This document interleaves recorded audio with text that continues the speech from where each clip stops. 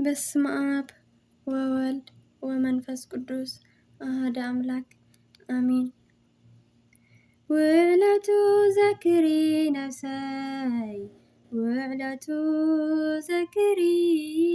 ብምስጋና ቅኔ መዝሙር ንዑሃብ ክብሪ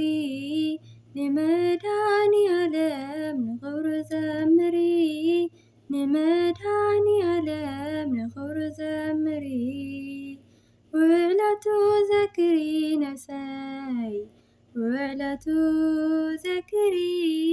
ብምስጋና ቅኔ መዝሙር ንዑሃብ ክብሪ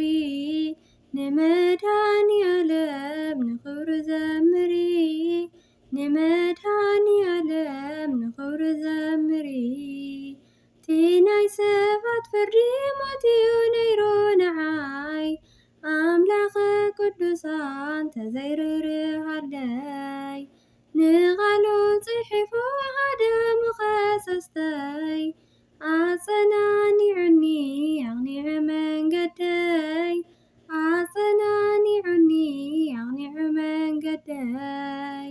ውዕለቱ ዘክሪ ነፍሰይ ውዕለቱ ዘክሪ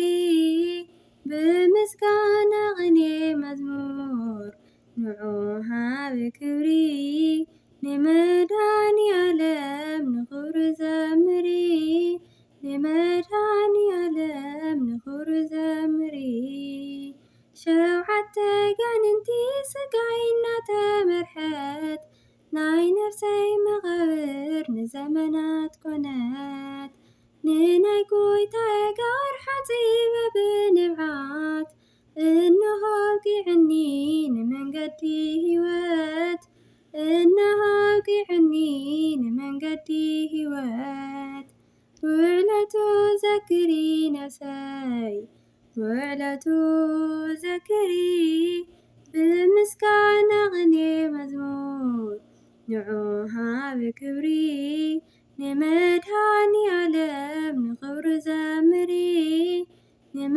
ንመድኃኔዓለም ንክብሩ ዘምሪ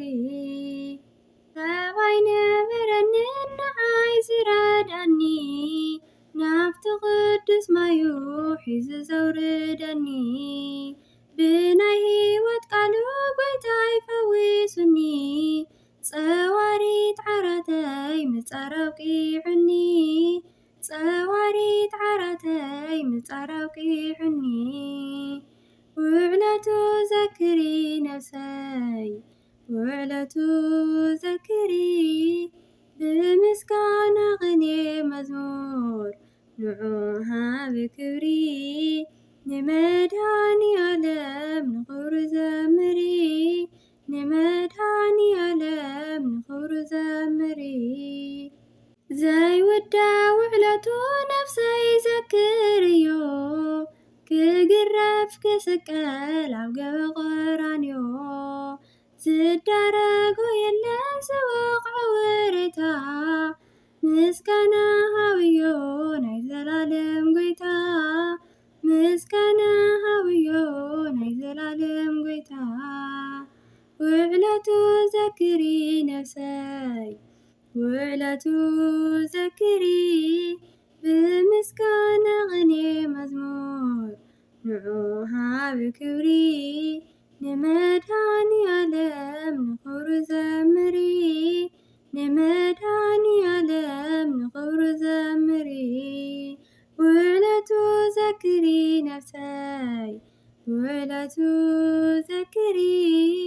ብምስጋና ቅኔ መዝሙር ንዑሃብ ክብሪ ንመድኃኔዓለም ንክብሩ ዘምሪ ንመድኃኔዓለም ንክብሩ ዘምሪ አሜን። ስለ መዝሙሩ ልዕለ ባህርይ እግዚአብሔር አምላኽና